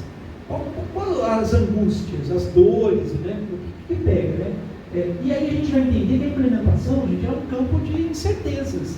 Implantar uma política pública é uma coisa, né? A gente viu como foi implantada esse sistema, né? Agora, implementar, aí, né, a gente tem muitos atravessamentos. O primeiro atravessamento desse a gente teve, que foi a pandemia, não foi? A lei instituída em 2017, os municípios começaram a se organizar, chegou a pandemia. Que município que olhou para essa questão? Ninguém, parou, né? Então ficou um tempo aí. Então os municípios estão correndo atrás ainda de implementar esse sistema, né? Então, aqui eu já falei que a gente conseguiu fazer com gestores, conseguimos diálogo com os gestores dos municípios que responderam esse questionário, né? A pesquisa ela revelou, então, gente, diferentes estágios de implementação. Tem cidade que é zerada, não começou nada, né? O mesmo modelo antigo, e tem cidade que avançou um pouco mais, né? Então, na época, 45% dos municípios da RMC tinha composto o comitê de gestão colegiada. Esse comitê aqui, gente, vamos entender nessa lógica de que deveria ser uma secretaria, ele é o coração, ele é a secretaria para fazer funcionar esse sistema. É um colegiado, um grupo com poder de decisão para tomar decisões e fazer funcionar e o sistema não morrer na cidade, sabe? 67% dos municípios, gente, não tem plano de ação. Então você senta um comitê para dialogar a proteção da criança, não tem plano de ação, não pensou. Você senta lá para quê, gente? Você tem que ter um plano, um roteiro, uma sistematização. 57% dos municípios possuem fluxo de atendimento formalizado, né? Então, um pouco mais de 50%. Sobe para 70% quando a gente avaliou que o município estava em processo de implementação, Valinhos estava em processo de implementação na época, né? Ou voltado, gente, a casos específicos de violência sexual. Os municípios correram a organizar o fluxo para atender criança que sofre violência sexual, sabe? E as outras violências, né? 30% ainda não tinha estabelecido o fluxo, né? A assistência social, mais de 50% dos municípios, ela se torna a principal executora desse sistema, da escuta especializada do sistema. Isso é muito pesado para a assistência social. Não é uma política do SUAS, é uma política de um sistema ligado ao Ministério de Cidadania e Direitos Humanos, que é responsabilidade do município. Tá? A pesquisa vai mostrar isso, todos os municípios na região enfrentando isso. E olha que interessante, né? Apenas 22% dos municípios tinham investido em capacitação para a escuta especializada. Então a gente está dizendo assim, né, Roxane, do seu apontamento sobre ser especialista ou não, né? Os municípios, quando eles não investem no diálogo, ele põe o trabalhador na frente da criança e fala, se vira. O que você tem aí de formação? Se você tem, tem. Se você não tem, não pode, gente. Investir numa boa qualidade para a gente não se tornar um burocrata, como o Linux fala para a gente, né? Me tornar alguém agressivo ou usar do meu senso comum, é preciso de capacitação. Né? Tem pessoas no atendimento de escuta que sofreram violência. Uma das cidades que eu passei com capacitação, gente, deixa eu acender a luz. Acabou de escuro. Paga assim, sinta paga. Gente, eu fui fazer capacitação numa cidade e aí as pessoas são escolhidas, né? Você é escolhida, te pergunto, você quer fazer essa capacitação? Então, você inverteu. Inverti, né? Eu já quero, já. E aí essa pessoa aceitou, o grupo aceitou. No meio da capacitação a gente fala sobre violência sexual, violência física, fala de pedofilia, é importante falar de pedofilia, né? Então assim, a pessoa surtou, entrou em crise no meio da capacitação, xingando. Por que você está defendendo o pedófilo?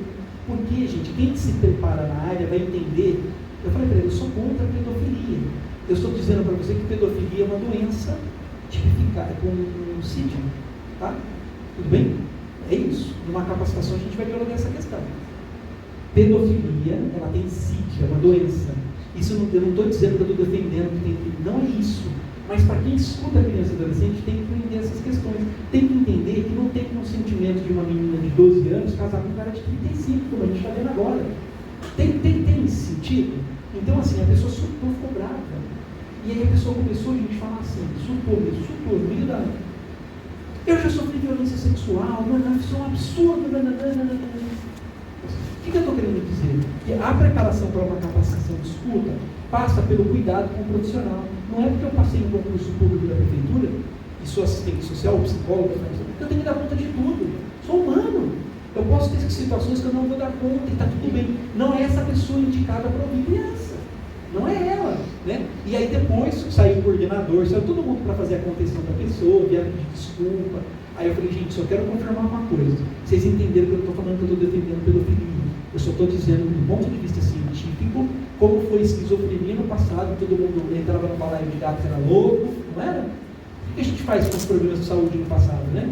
Tratava de uma forma. A gente vai evoluindo como sociedade, vai entendendo o comportamento humano, vai entendendo todas essas questões. Eu não estou defendendo pedofilia, mas a gente tem que dialogar esse sistema, porque tem países que avançou e conseguem ter política pública, inclusive, gente, com pulseira, não vamos chamar com tornozeleira.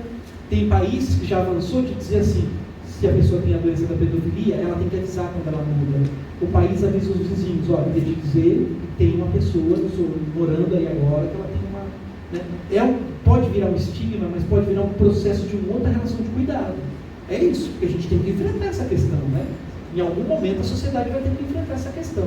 Senão a gente vai entrar naquele discurso, ó, põe no paredão e manda matar todo mundo, não é esse o discurso? Não, né? Como foi, gente, quando a gente tinha aí os manicômios? Qual a história do manicômio? Quantas pessoas morreram assassinadas ali nos manicômios? A gente vai entrar nesse nível, tá? Não dá tempo de discutir essa questão mais profunda, mas dizer esse ponto, tá? Então vamos passar, a gente tem que estar preparado para isso, né?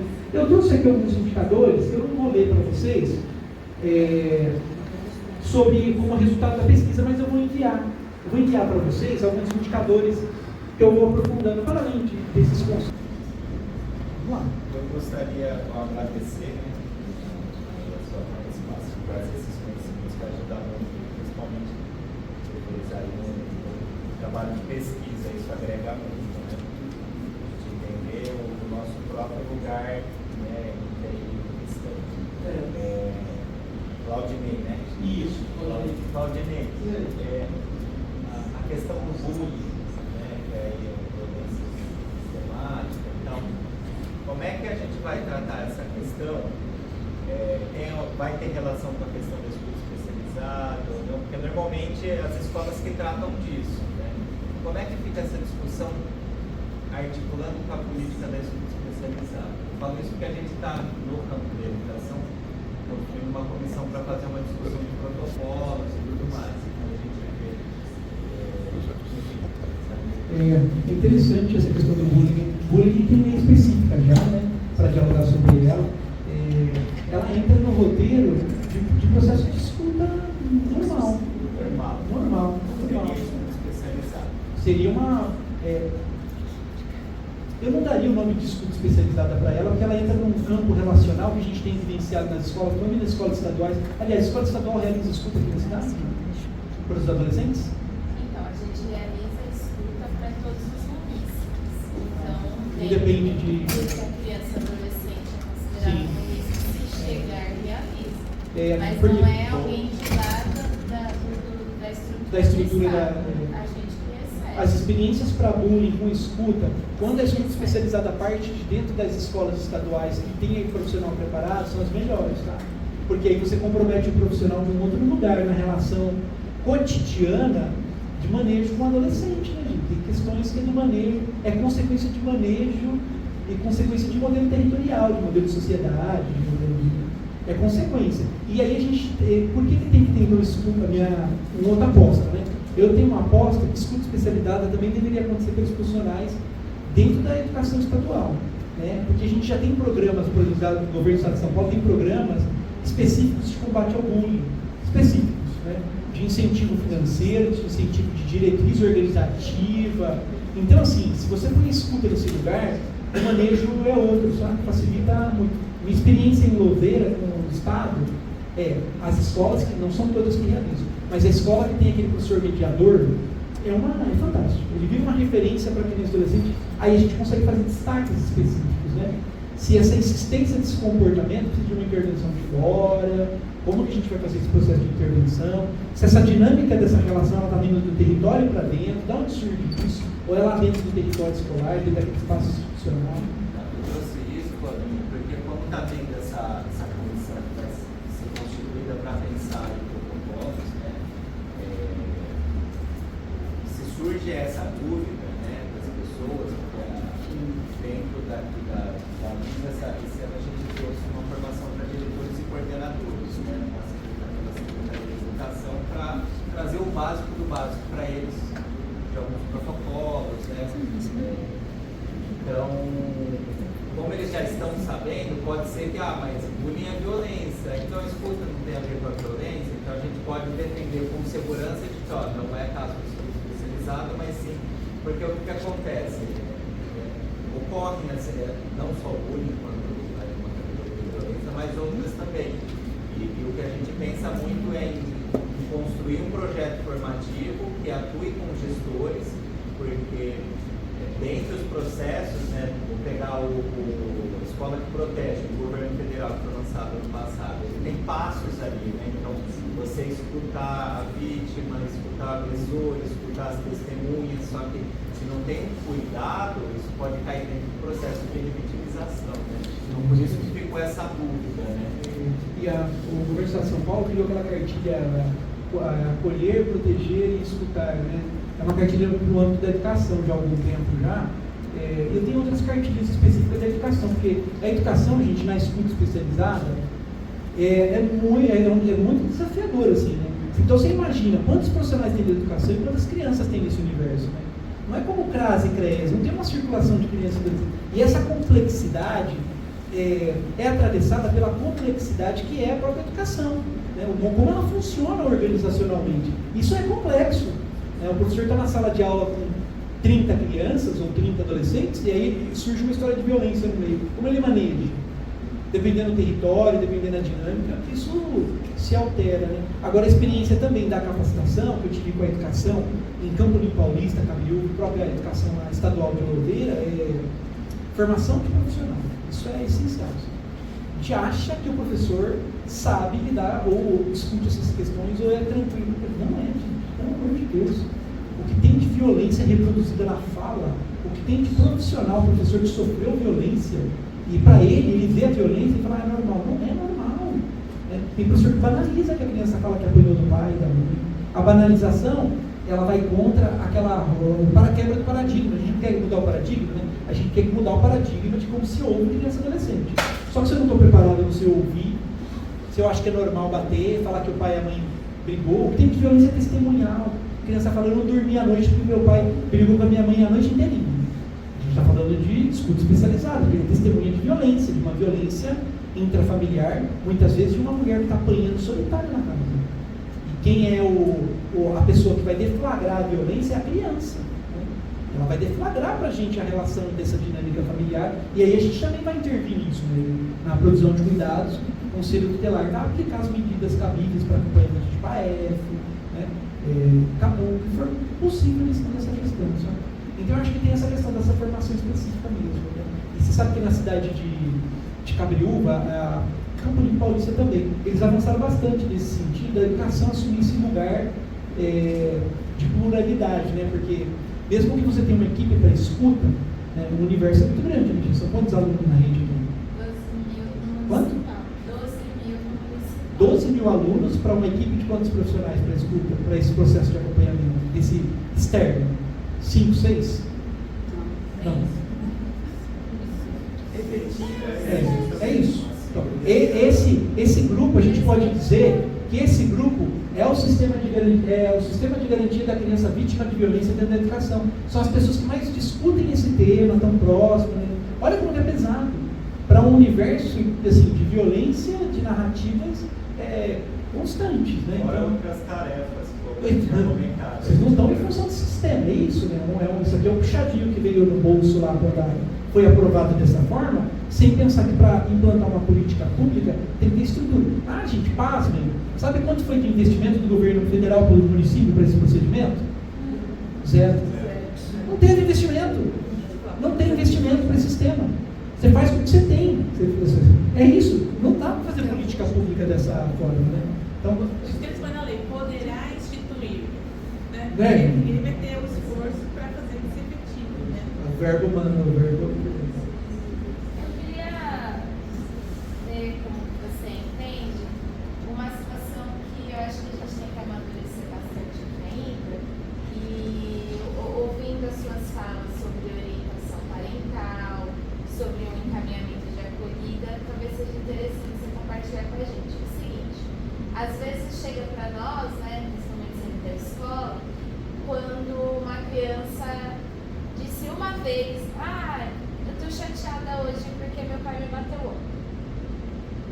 E aí, com a orientação do grupo do NECA na outra vez, a Aline trouxe muito essa questão da gente tomar um cuidado de não trazer um processo de violência por conta de tentar proteger uma questão dessa. Então, a orientação que ela nos trouxe foi muitas vezes, a partir de um olhar desse, a pessoa de maior afinidade vai conversando ali dentro da escola, comunica, todo mundo se torna alerta e começa a perceber se existem indícios para a gente encaminhar nessa forma de um processo maior, que aí então vai fazer os encaminhamentos à escuta, à investigação, porque de fato antecede de repente uma cultura de que bater é educar e etc e tal, e que a gente precisaria ter mais estruturado. Não vou dizer que não está se estruturando, porque tem uma lei aqui que tem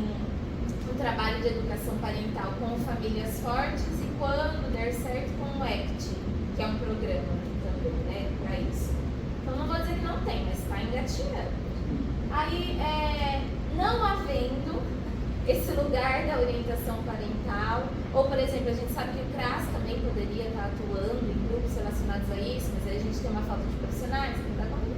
Toda essa estrutura. Como você olharia para a gente não incorrer numa violência institucional que começa a burocratizar e notificar tudo, mas também não deixar de lado de que existe ali uma situação que pode ser desse tamanho, ser dessa cultura, mas também pode não ser? Na dúvida, a gente quer um paradigma, né? A escuta especializada, quando a gente lê na lei, ela diz lá que ela é um processo de entrevista, um processo. Eu já fiz escuta que já foram 3 atendimentos de escuta, não foi um, foram 3 processos de entrevistas. Assim, se desdobrou e eu não tinha certeza para tomar decisões protetivas, sabe?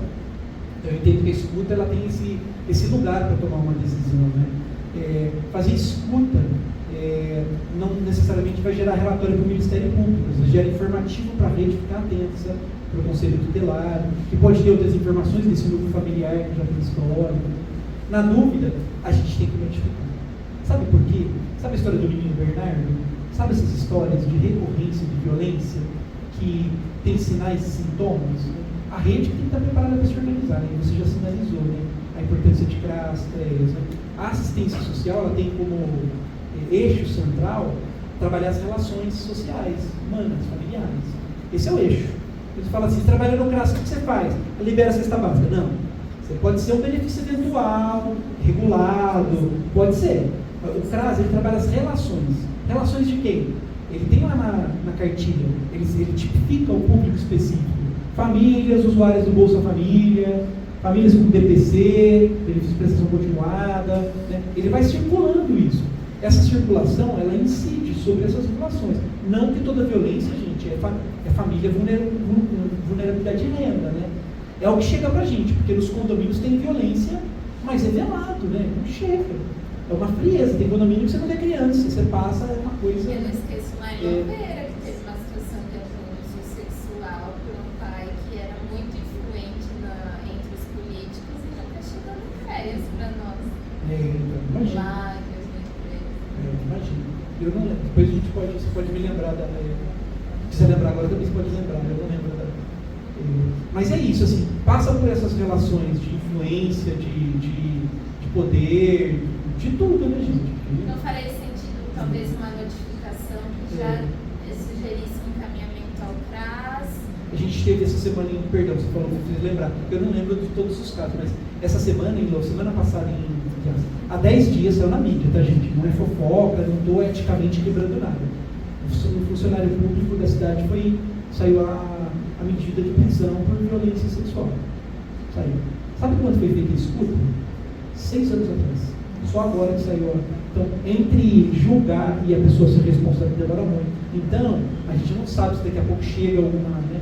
E como é que corre em segredo de justiça, a rede às vezes fica sozinha, não sabe o que fazer. Então tem essa questão ainda. É complicado. Agora, eu disse então que estudo de especialidade é um processo e revelação também.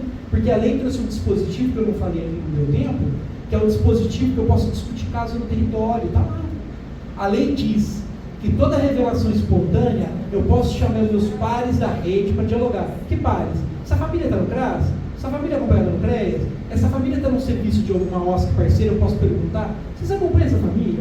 Já viram algum elemento de violência? Quer dizer, está lá na lei isso. Eu acho que a gente tem que notificar. Notificar não significa produzir a prova e disparar para frente. Notificar processo de trabalho, de perguntar, né? Então, não pode ficar fechado só no universo da educação, sabe? Mas aí você diz notificar, não nessa lógica de notificar o conselho tutelar, essa coisa do integrar a rede para discutir, aparecer. A lei prevê, então, que se tenha grupos locais de discussão de casos sobre os fatos ocorridos de violência. Ela prevê, está na lei. Ela coloca 2 grupos, né? Comitê gestor, que é quem faz a gestão, que vai olhar essas questões de fluxo, organograma, capacitação, cobrar plano anual de funcionamento, ela tem essa etapa, e ela vai ter uma etapa que ela diz assim, que não é gestor, técnicos de ponto. Então, qual é o CRAS da minha região que vai participar? Não é o CRAS do município inteiro, não é o município inteiro lá, fica aquelas reuniões vazias, perdidas. Localmente, próximo à escola, quem é que está implicado na dinâmica dessa família que eu preciso acionar para discutir esse caso? Eu posso fazer isso, gente. Assim, quebra de paradigma. A sociedade aprendeu a dialogar na violência, mas se chegou para mim informação, eu não posso deixar. Porque a gente... o nome desse chama Grupo Intersetorial de Discussão de Caso. É mais ou menos essa terminologia, tá? Ela está dentro de um dos parágrafos do inciso, quando trata dos elementos principais da escuta, sabe? Eu passei por ele, mas eu não trouxe nada. Oi? 2017. No decreto também ele reforça isso. Ele diz, eu não preciso fazer sozinho. Então, revelação, escuta é processo, gente. Não é sério eu dizer sobre a vida de alguém, acusar um pai de algo que ele não fez?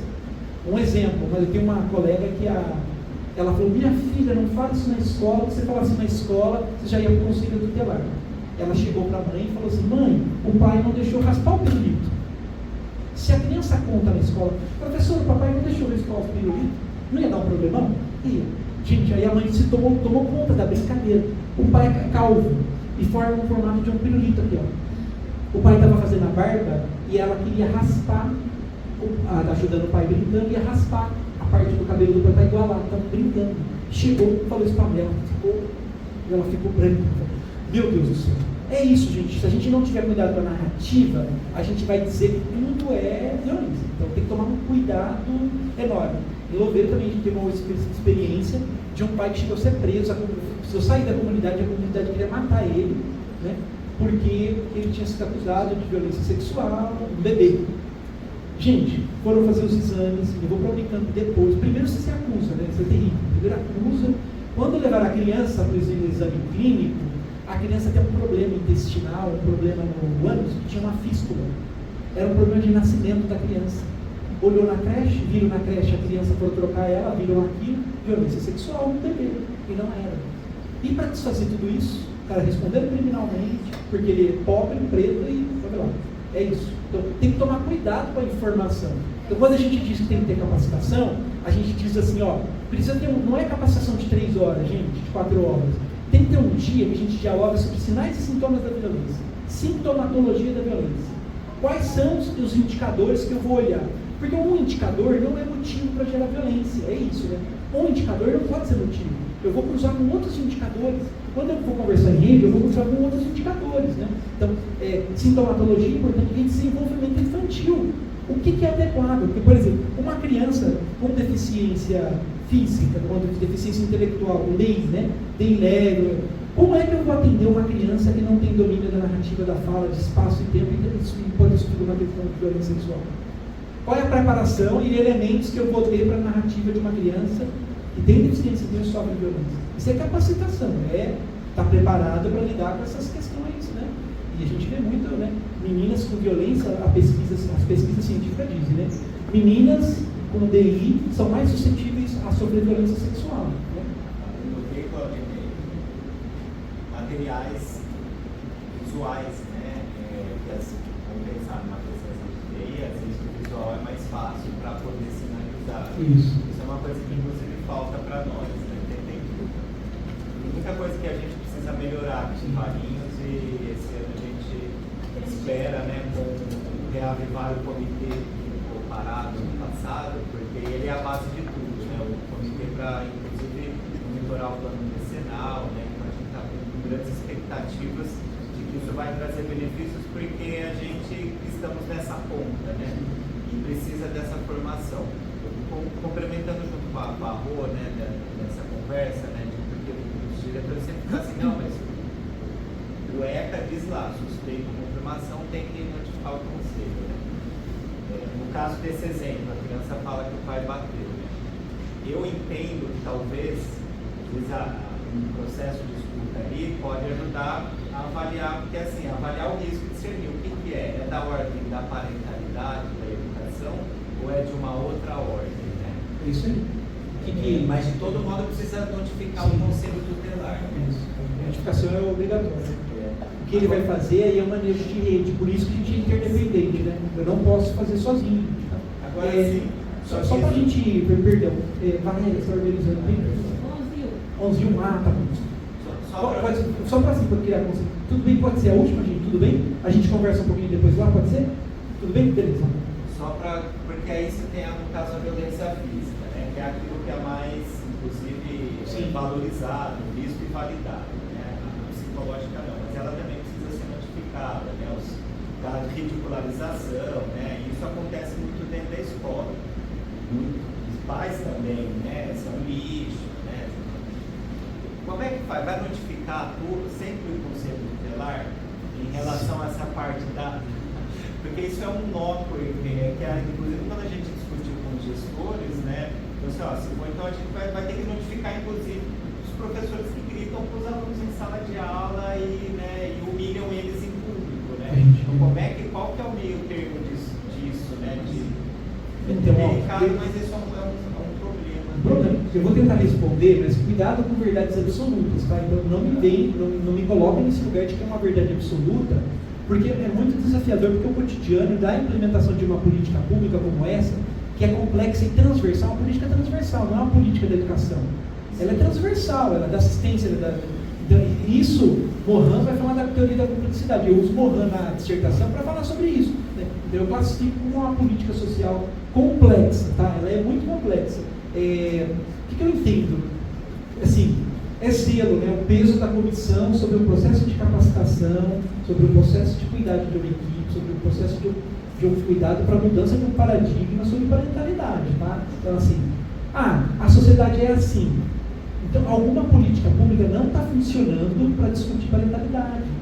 E aí a educação, ela está criando indicadores para dizer assim, as crianças estão manifestando na escola, de novo, comportamentos de famílias que têm dinâmicas agressivas. Então, notificar é criar indicador, porque senão fica na sua boca. Né? Qual é o indicador do município de violência psicológica? A gente não tem, cidade alguma consegue, esse é meio Campinas, né? Porque notifica um pouco mais pelo porte e pelo projeto Luminar, que já está há alguns anos dialogando essa questão lá, né? Fora isso, ninguém mais. Só se for displicente quando é inscrito.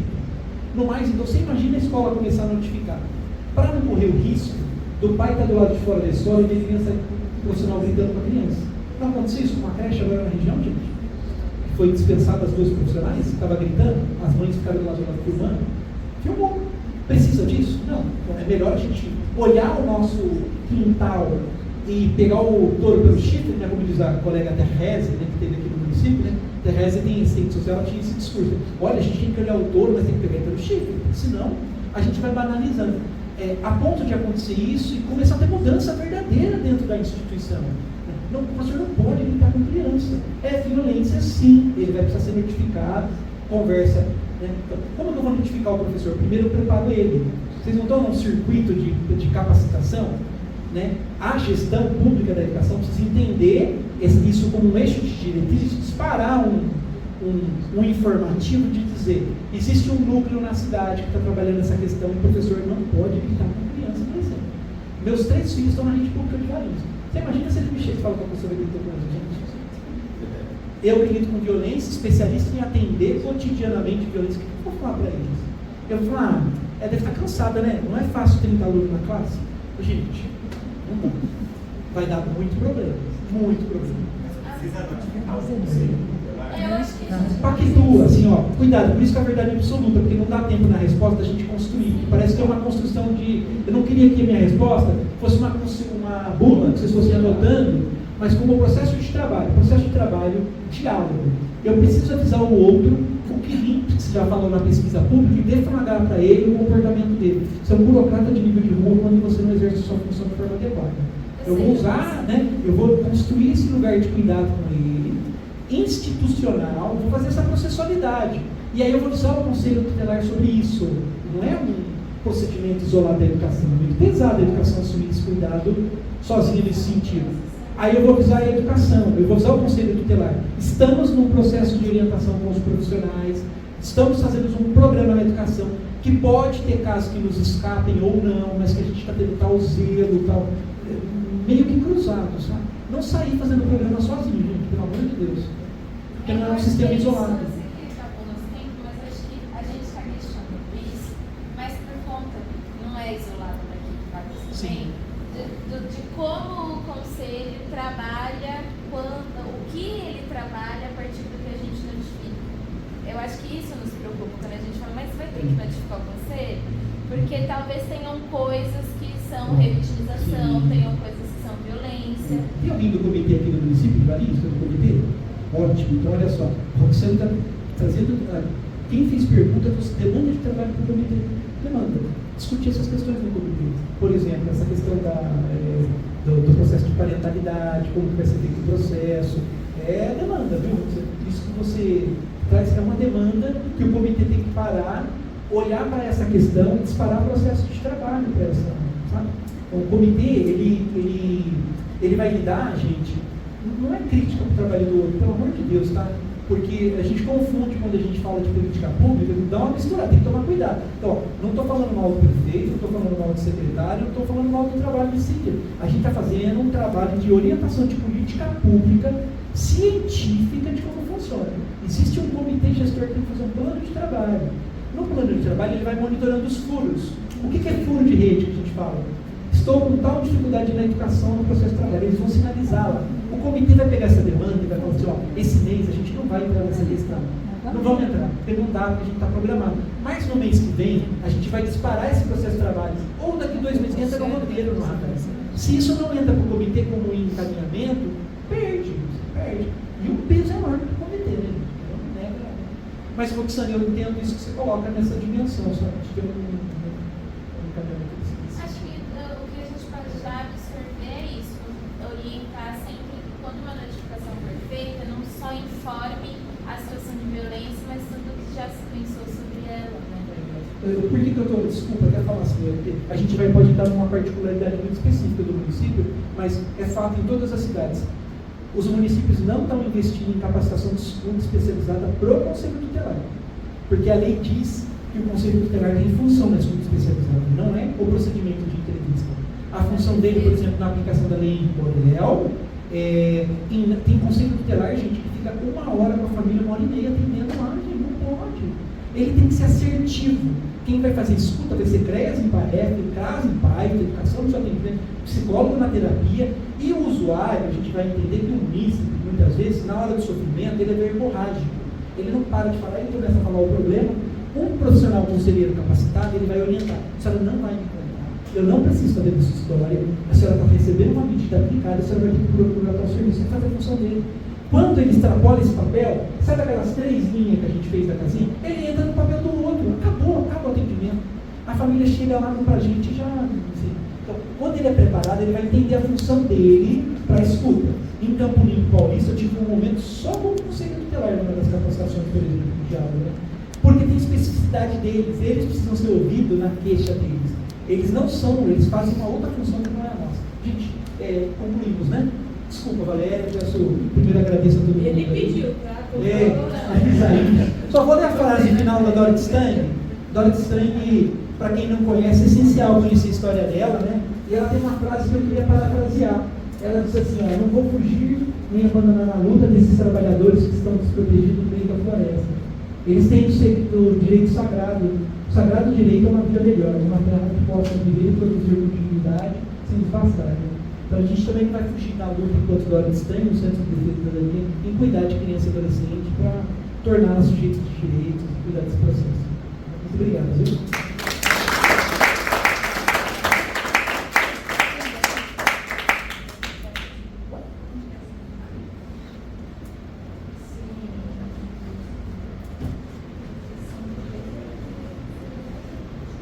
Queria parabenizar o Claudinei pelo seu trabalho, pelo seu estudo e agradecer em nome da Dorothy Stang pela entidade essa palestra, comemoração dos nossos 16 anos e também parte da nossa função também como entidade, né, promover essas formações em vários assuntos e esse é extremamente relevante. Fiquei muito impactada com a sua palestra, eu não sou da área, aprendi muito e eu sugiro que isso prossiga, né? Não só os seus estudos, só vou cobrar o doutorado, né? Parabéns, né, pelo trabalho que está sendo lido hoje até internacionalmente. E aqui vou entregar um certificado de agradecimento e um mimo aqui para você. Vou tirar uma foto aqui.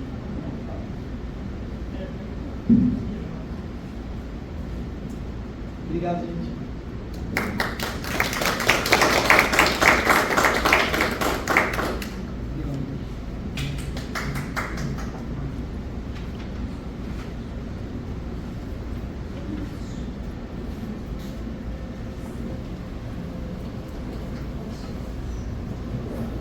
Obrigado, gente.